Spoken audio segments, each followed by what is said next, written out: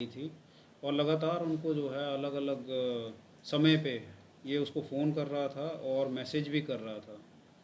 तो चूँकि एक और उसी रंगदारी मांगने के क्रम में उसके बेटे को भी जो है इन्वॉल्व कर रहा था, मतलब कि उसको सही सलामत देखना चाहता है, इस टाइप के थ्रेट उसको दिए जा रहे थे। तो काफ़ी संवेदनशील घटना थी।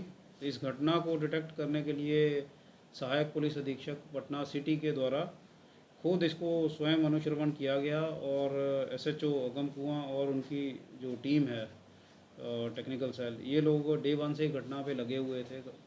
इसमें पुलिस बहुत गोपनीय तरीके से काम की और जो एविडेंसेस हैं उनके बेस पे एक व्यक्ति को अरेस्ट किया गया। उसका नाम है सन्नी कुमार उर्फ ध्रुव कुमार उर्फ सन्नी कुमार। ये उसी एरिया का रहने वाला है जहाँ पर वादी रहते हैं, बगल में ही, बिल्कुल उसके वादी के बगल में ही इसका घर है।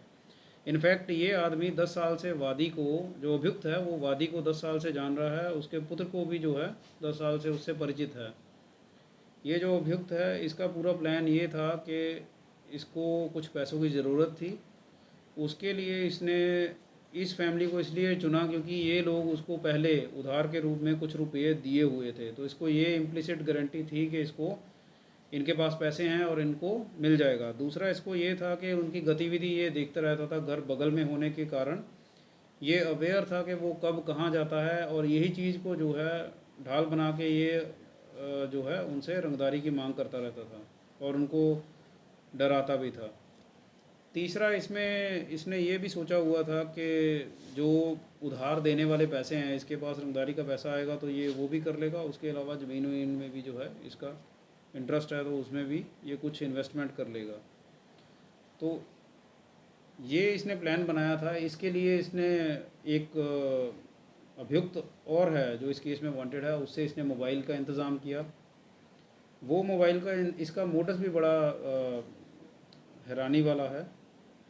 ये चोरी के मोबाइल लेता है और लेके उसी वक्त नेक्स्ट मोमेंट पे ही उसको बेच देता है, उसी दाम में या उससे बढ़ाकर। तो फिर ये दूसरे व्यक्ति को, जिसको इसने बेचा है, उसको दोबारा संपर्क करता है कि मेरे को फ़ोन चाहिए, मेरे को फ़ोन दो, मेरे को उससे काम है। तो फिर उस व्यक्ति से फ़ोन लेके अपनी पहचान छुपाने के लिए ये अलग सिम डाल के उसमें ये कॉल कर रहा था। जो सिम है वो भी जो है उसको भी हम लोग ट्रैक किए हैं, उसकी भी पहचान हम कर चुके हैं। तो इस प्रकार से अपनी पहचान छुपा के और ये इसने घटना की थी जिसमें 20 लाख रुपया इसके द्वारा मांगा जा रहा था। पुलिस के द्वारा इसका सफल उद्भेदन किया गया है। इसकी एक अरेस्टिंग है। जो इसके सिम कार्ड हैं, मोबाइल हैं, उनको आइडेंटिफाई किया गया है। एक अभियुक्त और है जिसकी विरुद्ध छापेमारी की जा रही है, उसको भी अरेस्ट करके इस केस की तफ्तीश को बंद किया जाएगा। आपराधिक इतिहास इन लोग का क्या है?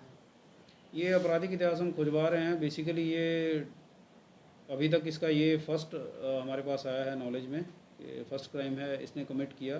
दूसरा ये है कि ये क्योंकि वादी को पहचानता था और इसको इम्प्लिसिट ये था कि उनके पास पैसे हैं, क्योंकि उधार भी लिया हुआ था। कितना उधार? क्या लगभग 1.5-2 लाख का उधारी है। क्या काम करते थे? जूस की ये दुकान चलाता है, जूस की दुकान चलाता है। और एक्यूज्ड और ये वादी क्या करते हैं?